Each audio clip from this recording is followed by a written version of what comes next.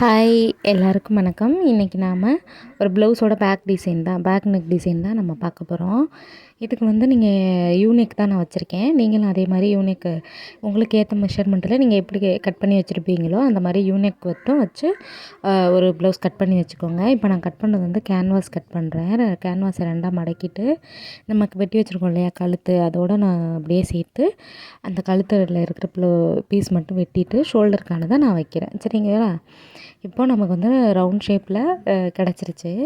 இந்த கேன்வாஸ் வச்சு தான் நம்ம வந்து டிசைன் மேக் பண்ண போகிறோம்.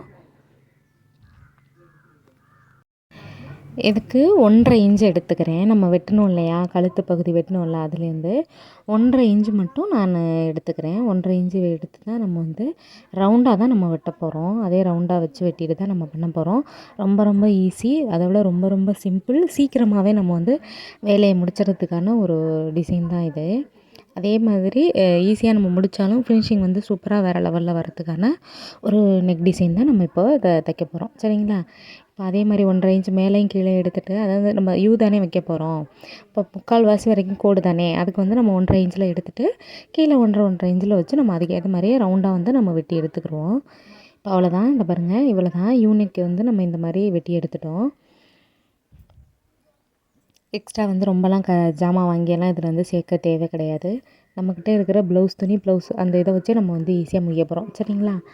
இது வந்து ப்ளவுஸோட, அதாவது சாரியோட அந்த கரை பகுதி இருக்குல்ல, ப்ளவுஸ் நம்ம வெட்டும்போது கீழே நம்ம வச்சு வெட்டுவோம் இல்லையா, அதுக்கு வந்து அந்த கரையோடு வெட்டாமல் கரையை மட்டும் நான் தனியாக எடுத்துக்கிறேன். அதாவது கரைங்கிறது அந்த பார்டரை மட்டும் நான் தனியாக எடுத்துக்கிட்டு அதுக்கு மேலே உள்ள துணியை மட்டும்தான் அந்த பார்டருக்கு மேலே மட்டும் வச்சு தான் நான் வந்து பேக் சைடு தைக்க போகிறேன். இதை நான் தனியாக எடுத்துக்கிட்டேன். இதை வந்து இப்போ அந்த யூவில் வந்து நம்ம வந்து இதை வந்து ஒன்று சேர்க்கணும். அதுக்கு என்னென்னா, அந்த நான் எப்படி கட் பண்ணிக்கிட்டோன்னா, நீங்கள் சமமாக 3 வச்சு வெட்டுற அளவுக்கு ப்ளவுஸோட பார்டர் நமக்கு கிடைக்காது. அதனால் சென்டரில் குட்டியாகவும் இந்த 2 சைடும் மட்டும் சமமாகவும் வச்சு வெட்டிட்டு சென்டரில் நம்ம ஜாயிண்ட் மாதிரி போட்டுக்க வேண்டியது தான். தெரியாது, நம்ம ஜாயின் போட்டு தான் அந்தளவுக்கு தெரியாது. இப்போ பார்த்துக்கோங்க, இந்த மாதிரி நம்ம ஜாயின் பண்ணுறப்ப அந்த கரையும் அந்த சேலை துணியை வந்து தெரியக்கூடாது. அதனால் அந்த கரை ஒட்டுலேயே நம்ம தையல் போடணும். இந்த மாதிரி கீழே விட்டு நம்ம போட்டுட்டு அமுக்கு தையல் ஒன்று நம்ம போட்டுக்கிடுவோம். அமுக்கு தையல் இதே மாதிரி ஒன்று போட்டுட்டு இப்போ அந்த சைடு நம்ம அதே மாதிரி சேர்த்துக்கிட்டு அடுத்து நம்ம வந்து கேன்வாஸ் தானே, அதனால் கேன்வாஸ் வச்சு நம்ம அயர்ன் பண்ண போகிறோம்.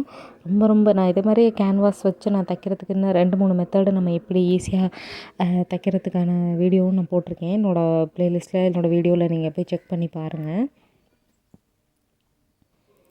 இப்போது இந்த மாதிரி நம்ம அமுக்கு தையல் போட்டு 2 சைடும் போட்டு நம்ம சேர்த்துக்கிட்டோமா, இப்போது நம்ம வெட்டி வச்சுருக்கோம் இல்லையா அந்த கேன்வாஸை பின்பகுதியாக அந்த பாருங்கள், இப்போ வந்து இது மேல் பகுதி, நம்ம அமுக்கு தையல் போட்டு வச்சுருக்கோம் இல்லையா, இது மேல் பகுதி. இப்படி வச்சு அயன் பண்ணாமல் இந்த மாதிரி திருப்பி வச்சு நம்ம அப்படியே அயன் பண்ணிவிட்டு அந்த ஷேப்புக்கு நம்ம கட் பண்ண போகிறோம். சரிங்களா? கேன்வாஷுங்கிறதுனால வந்து நீங்கள் எப்படி இது பண்ணாலும் வந்து கழுத்தோட அளவு மாற போகிறதில்ல, அப்படியே தான் இருக்கும். இப்போ அந்த பசை மாதிரி இருக்கிறது வந்து கீழே இருக்கணும், அந்த துணி மாதிரி இப்போ இருக்கிறது பேப்பர் மாதிரி இருக்கிறது மேலே இருக்கணும். அந்த மாதிரி வச்சு நீங்கள் இந்த மாதிரி அயன் பண்ணிக்கோங்க.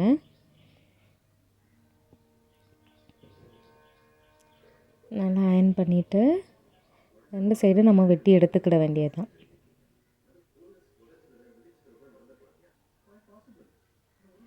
இந்த மாதிரி நல்லா அயன் பண்ணிக்கோங்க. எடுக்காத அளவுக்கு நல்லா அயன் பண்ணிவிட்டு எக்ஸ்ட்ரா சைடில் இருக்கிறதெல்லாம் நம்ம வந்து கட் பண்ணி விட்டுக்கிறணும். இதில் என்னென்னா, இப்போ நான் அந்த சைடில் கட் பண்ணுறேன்ல, அது மோஸ்ட்லி வந்து கட் பண்ணாமல் மடித்து தைக்கிறதுக்கு பாருங்கள். ஏன்னா இந்த மாதிரி நம்ம அடிக்கும்போது ஒரு சில நேரம் அந்த லேஸ் நம்ம அதில் வச்சு ஜாயின் பண்ணுறோம்ல, அது எடுத்துக்கின்றது. நானும் இனிமேல் வந்து அந்த மாதிரி தைக்கும்போது அதை மடித்து விட்டுட்டு தான் தைக்கலாம் அப்படின்ட்டுருக்கேன். இதில் வரல, ஆனால் இதுக்கு முன்னாடி தைச்ச ஒரு ப்ளவுஸில் அந்த ஒரு ப்ளவுஸில் மட்டும் தையல் எடுத்துக்கிச்சு. அதனால் வந்து இனிமேல் மடக்கி தான் தைக்கணும் அப்படிங்கிற மாதிரி இருக்கேன். இது கரைங்கிறதுனால எடுக்காது, இருந்தாலும் உங்களுக்கு சொல்கிறேன். இப்போ கழுத்து வந்து நம்ம எப்படி லைனிங்கு வித் வந்து துணியை வந்து நம்ம அட்டாச் பண்ணுறோம். நான் சொன்னேன்ல, பேக் சைடுக்கு அந்த பார்ட்ரு இல்லாமல் தான் நான் வெட்டியிருக்கேன். பார்ட்ருக்கு மேலே வச்சு தான் நான் வெட்டியிருக்கேன். அந்த பார்ட்ரை வந்து நம்ம டிசைனாக செய்கிறதுனால இப்போ நீங்கள் பார்த்துக்கிட்டே இருக்கீங்கல்ல, சென்டரில் வச்சு நம்ம திருப்ப போகிறோம். அதனால தான் வந்து கீழே வந்து நல்ல துணி, சென்டரில் கழுத்து டிசைனு, மேலே வந்து லைனிங்கு. இதே மாதிரி அமுக்கு தையல் போட்டு திருப்பிக்கிற வேண்டியதான். ரொம்ப ரொம்ப ரொம்ப ரொம்ப ஈஸியாக யாராலையும் பிகினர்ஸ் கூட இந்த மெத்தடு நீங்கள் ட்ரை பண்ணி கண்டிப்பாக நல்லா தைக்கலாம். அமுக்கு தையல் போட்டுருங்க. அமுக்கு தையல் போட்டுட்டு இப்போ மேலே மறுபடி இன்னொரு தையல். எவ்வளோ நீட்டிங்க எவ்வளோ ஒரு நீட்டான ஃபினிஷிங் பார்த்தீங்களா? இப்போது அந்த மாதிரி எங்கிட்டுமே ஷேப் மாறாமல் அப்படியே நீங்கள் தைக்க வேண்டியதான்.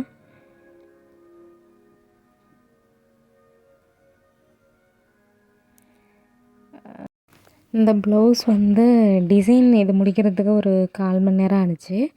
மற்றபடி முடிக்கிறதுக்கு நம்ம எல்லாமே கை எல்லாமே ஜாயின் பண்ணி அடிக்கணும் இல்லையா?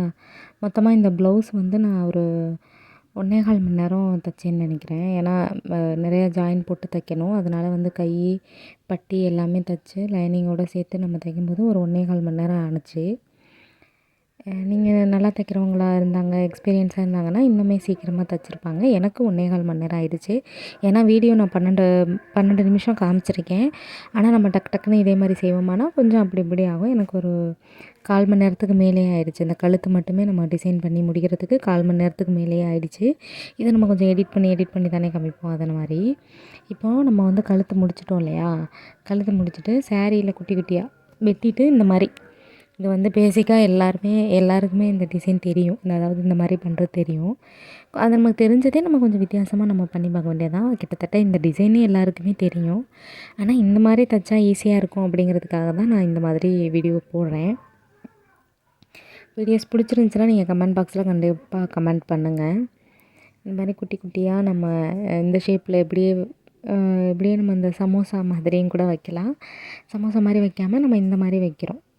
ஏன்னா கழுத்து வந்து கொஞ்சம் குட்டி கழுத்தாக இருக்கு இல்லையா? கொஞ்சம் பெரிய உடம்பாக இருந்துச்சு, பெருசாக இருந்துச்சு அப்படின்னா அந்த மாதிரி வச்சோன்னா நல்லா காட்டும். இவங்க வந்து குட்டியாக இருக்கிறதுனால இந்த மாதிரி சமோசா மாதிரி மடித்து வச்சோன்னா ஒரு 10க்குள்ளேயே வந்து நெக் முடிஞ்சிடும். இந்த மாதிரி நீங்கள் வைக்கும்போது கொஞ்சம் அதிகமாகவும் இருக்கும், கொஞ்சம் ஃப்ளார் மாதிரி கொஞ்சம் அழகாகவும் இருக்கும் பார்க்குறதுக்கு. அதான் இந்த மாதிரி நம்ம வைக்கிறது.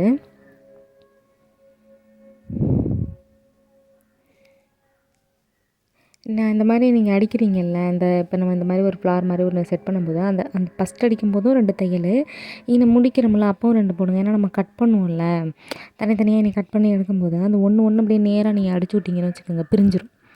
அப்போ அந்த இது வந்து மாறிடும். அதனால் வந்து மேலே ஒரு 2 தையல், கீழே ஒரு 2 தையல், சும்மா இப்படி நம்ம இப்படி பண்ணுவோம் இல்லையா? அந்த மாதிரி நீங்கள் பண்ணிக்கிறேன்னா அந்த மாதிரி பண்ணிங்கன்னா தையல் எதுவும் பிரியாது. நீங்கள் தைச்சி முடிக்கிற வரைக்குமே வந்து அப்படியே இருக்கும். இப்போ இதை முடிச்சிட்டோம் அப்படின்னு வச்சுக்கோங்க, நம்ம கிட்டத்தட்ட இந்த டிசைன் நம்ம முடிச்சிட்டோம். ரொம்பலாம் இதுக்கு செலவாகாது. இந்த மாதிரி நம்ம தைச்சிட்றோம். அதுக்கு பிறகு வந்து லேஸ் ஒன்று வைக்க போகிறோம். லேஸ் ஒன்று வச்சுட்டு அந்த இடத்துல குட்டி குட்டியாக இந்த இது மேலே நம்ம மணி வைக்க போகிறோம்.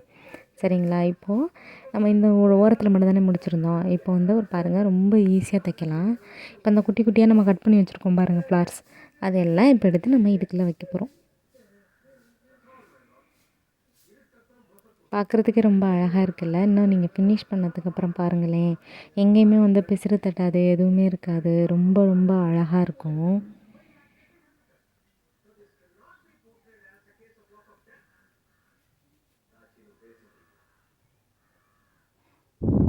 அவ்வளோதான். இன்னும் கடன்னு நம்ம அடுத்தடுத்து நம்ம ஒரே ஷேப்பில் தானே வெட்டி வச்சுருக்கோம். அதனால் டக்குன்னு நம்ம எடுத்து வச்சுட்டு முடிச்சிடலாம்.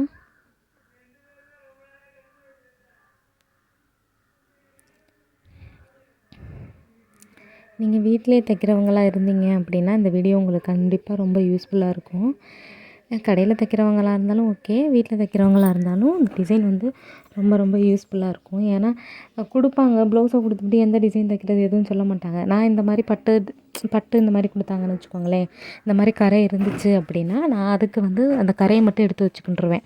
ஏன்னா அந்த கரையில் தான் நம்ம ஏதாவது யோசித்து நம்ம வந்து அதை ஷேப் மாற்றி வெட்டி நம்ம தைக்கலாம். இல்லாட்டி அந்த கரையிலே வந்து சின்னதாக நம்ம ப்ளீட் மாதிரி வச்சு தைக்கலாம். அது மாதிரி யோசித்து அப்படி தான் நான் செய்வேன். நீங்கள் எந்த மாதிரி செய்வீங்க அப்படின்னு எனக்கு கண்டிப்பாக கமெண்ட் பண்ணுங்கள். ஏன்னா நம்ம ஷேர் பண்ணி நம்ம செய்யலாம்.